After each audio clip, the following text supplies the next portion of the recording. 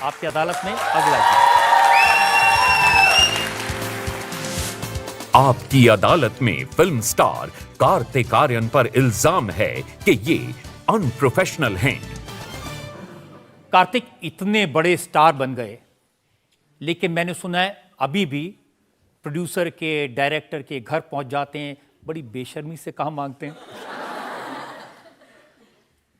Sir मतलब बेशर्म तो मैं हूं और जरूरी भी है।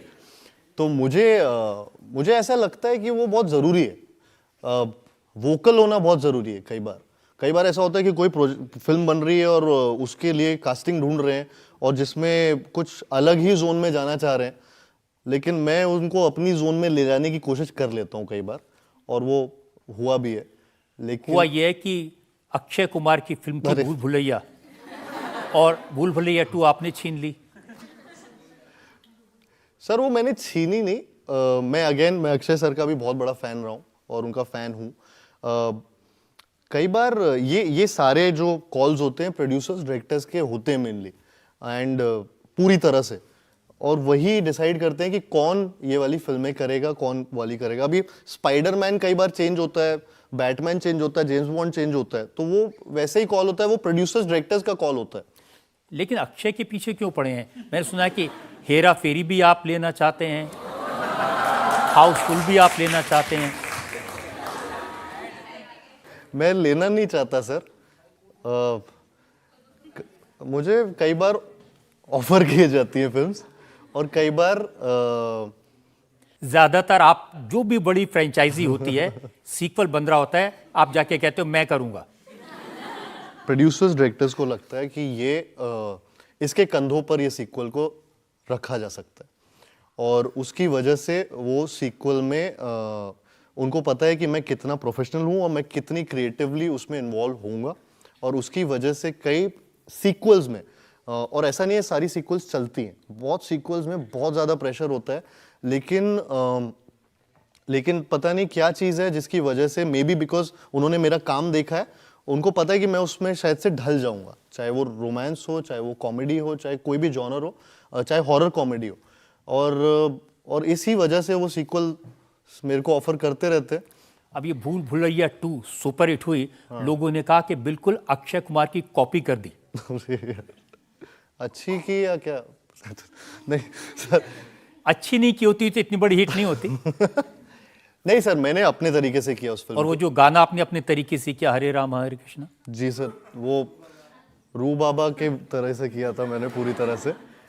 सर मैं अपने तरीके से करता हूँ। मुझे वो फिल्मों में अगर कुछ भी ऊपर नीचे होता तो कभी भी जनता का जो वर्डिक्ट है वो नहीं आता।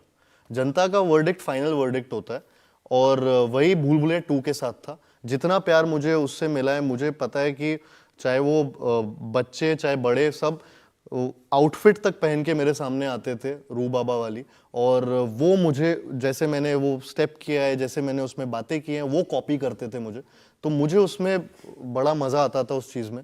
एंड बट मैं कभी भी ये नहीं चाहता कि मैं किसी को भी कॉपी करने की कोशिश करूं। मैं अपने तरीके से, अगर वो किसी का सीक्वल है किसी फिल्म का, तो मैं उसके जॉनर के हिसाब से जाता हूं कि आज कौन सा सीन किस तरीके से लिखा है। मैं आपको बताता हूं किस हिसाब से जाते हैं।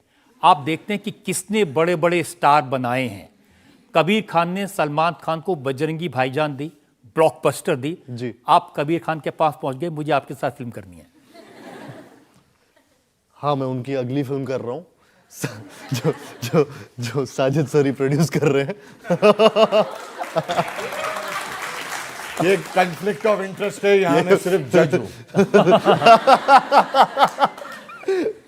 ये बहुत बड़ा कॉन्फ्लिक्ट ऑफ इंटरेस्ट है, लेकिन सर आई थिंक उनको लगा कि शायद से इस लड़के में दम है, तो इसलिए कास्ट किया उन्होंने। इस लड़के ने जाके कहा कि सर बॉक्सर मैं ही बन सकता हूं और कोई नहीं बन सकता। सर आपके पास भी बहुत पैसे हैं, मैं तो बोलता हूँ आप भी प्रोड्यूसर बन जाओ, मेरे साथ पिक्चर करो। मैं आपके पास आ जाऊंगा फिल्म लेने। मैं ऐसी बातों के चक्कर में नहीं पड़ता। आप ये बताइए, करण जौहर ने क्यों निकाल दिया आपको अपनी फिल्म से? सर क्यों निकाल दिया? सर ऐसा कभी कभी हो जाता है कुछ कुछ चीज़ें। इनफैक्ट मैंने आज तक इस बारे में बात भी नहीं की है। इनफैक्ट क्या है कि मैं उस चीज़ पे बिलीव करता हूँ जो मेरे को मम्मी ने सिखाया है, या फिर ये हमारे संस्कार भी रहे कि जिसमें बड़ों और छोटों के बीच में कभी कोई तकरार होती है तो छोटे कभी कुछ बोलते नहीं है। तो मैं उसी को फॉलो करता हूँ। मैं कभी कुछ उस बारे में बोलता नहीं हूँ और ना मैं बोलना चाहूँगा सर। देखिए, ये तो आपकी अदालत है जनता के सामने। करण जौहर ने कहा कि जिसे 1.25 लाख रुपए मिलते थे एक फिल्म के, उसने मेरे से 20 करोड़ मांग लिए, पैसे ही नहीं दिए तो फिल्म छोड़ दी। ऐसा बोला था हमने? सर क्या होता है, ये आई थिंक ये किसी के बोलने वाली न्यूज़ नहीं होती। ये कई बार ऐसा होता है कि चाइनीज़ विस्पर्स होते हैं, कुछ बन के कुछ कहानियाँ कई बार बाहर आती रहती हैं, और किसी के कोट्स नहीं होते। वो कभी भी ऐसे सोर्स स्टोरी करके कभी ना कुछ ऐसे आ जाता है, एक क्वेश्चन मार्क डाल के वो चीज़ ऐसे लोगों पे मेक बिलीव हो जाता है। बट वो ऐसा कभी नहीं हुआ कि मैंने कभी पैसों के लिए कभी फिल्म छोड़ दी हो। मैं बहुत ग्रीडी हूँ और मैं स्क्रिप्ट्स के लिए ग्रीडी हूँ सर, पैसों के लिए नहीं हूँ। तो क्या कि स्क्रिप्ट बदल दी थी इसलिए आप नाराज हो गए? नहीं सर, पैंडेमिक आ गया था उस बीच पे, और वो 1.5 साल का ब्रेक आ गया था, और वो स्क्रिप्ट में ऑलरेडी कुछ चेंजेस होने थे जो नहीं हो पा रहे थे, और not because of any reason, वो शुरुआत से ऐसी चीज़ें थी। और फिर चलो, मैं आपकी परेशानी समझ सकता हूँ। करण जौहर के बारे में ज़्यादा नहीं कहना चाहता। अरे यार सर, मैं इस पे कुछ नहीं बोलूंगा सर। आप एकदम पॉज लेके खड़े हो जाते हैं कि मैं कुछ ना कुछ बोल देगा। लेकिन आपको तो शुक्रगुजार होना चाहिए। आपकी जो नई फिल्म है शहजादा, इसके ट्रेलर को लाइक किया है करण जौहर ने, पोस्ट किया है। मैं खुश हूँ सर, उनको भी वो अच्छा लगा, और मैंने भी उनको आई थिंक थैंक यू बोला, और एंड ही इज़ बिन, वो वोकल रहे हैं जब उन्हें चीज़ें अच्छी लगी। तो शहजादा के टाइम पे उनको ट्रेलर काफ़ी अच्छा लगा, तो उन्होंने जो चीज़ लिखी, मैं खुश हूँ कि उनको अच्छा लगा और मेरा काम अच्छा लग रहा है। जैसा कि मैंने कहा कि अगर प्रोड्यूसर्स को बस मेरा काम अच्छा लगता रहे तो मेरी तो चांदी चांदी है। लेकिन प्रोड्यूसर्स को परेशान तो करते हैं आप। कैसे? अब शहजादा के प्रोड्यूसर को भी आपने वॉकआउट की धमकी दे दी थी। सर कितने वॉकआउट करूंगा सर, मैं काम कब करूंगा? मैंने सर उनको एक्चुअली ऐसा कुछ नहीं था। ये अगेन एक और गलत न्यूज़ जैसे आती है, और वही वाली न्यूज़ ज़्यादा सेंसेशनल हो जाती है। एक्चुअली एक प्रॉब्लम आई थी फिल्म के ऊपर। बेसिकली वो एक क्राइसिस था, मनी क्राइसिस स्पेशली उसमें था, और उस मनी क्राइसिस में मुझे आगे बढ़ना पड़ा, और मैंने अपनी फीस लेट गो कर दी सर उस फिल्म में। लेकिन न्यूज़ उल्टी आई कि मैंने वॉकआउट की धमकी दे दी। तो वो ऐसे ही होता है। लेकिन ये बात तो सही है कि साउथ की फिल्में बहुत हिट हुई और हिंदी फिल्में उतनी नहीं चल पाई पिछले 2 साल में। जी सर, मुझे लगता है कि हाँ, हिंदी फिल्में नहीं चल पा रही थी, इतनी नहीं चल रही पिछले साल। लेकिन साउथ की भी सर 3 या 4 फिल्में जो हम गिन सकते हैं जो चली हैं। लेकिन एक पॉइंट था ऑफ कोर्स जब ऐसा हो रहा था कि हिंदी फिल्म में एक भी पिक्चर तब नहीं चली थी, और उनकी 2-1 पिक्चरें चल रही थी। तब भूल भुलैया आई, और लेकिन उसने सारे रिकॉर्ड्स तोड़ दिए। तो मैं उस तो बात जब किसी की नहीं चल रही थी तो कार्तिक आर्यन के कैसे चल गई?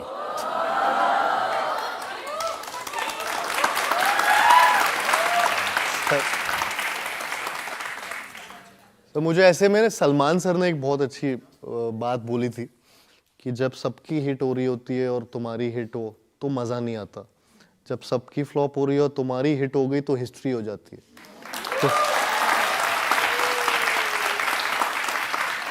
तो मैंने सर को बोला, सर आप कॉम्प्लीमेंट कर रहे हो या डरा रहे हो?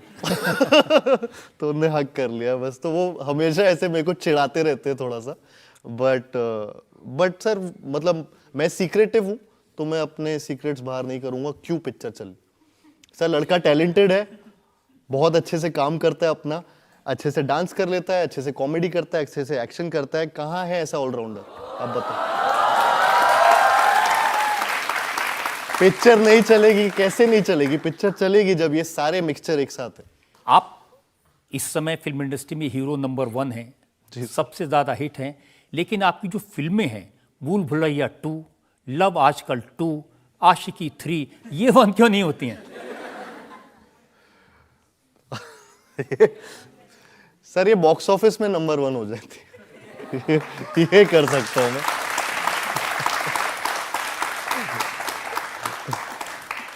हमारी शुभकामनाएं हैं आपकी नई फिल्म सुपर हिट हो, एक बार फिर से आपको और जनता का प्यार मिले, लेकिन इल्जाम अभी और हैं। इंडिया टीवी हर वक्त हर जगह डाउनलोड करने के लिए सर्च करें India TV news Google play store या ऐप स्टोर पर।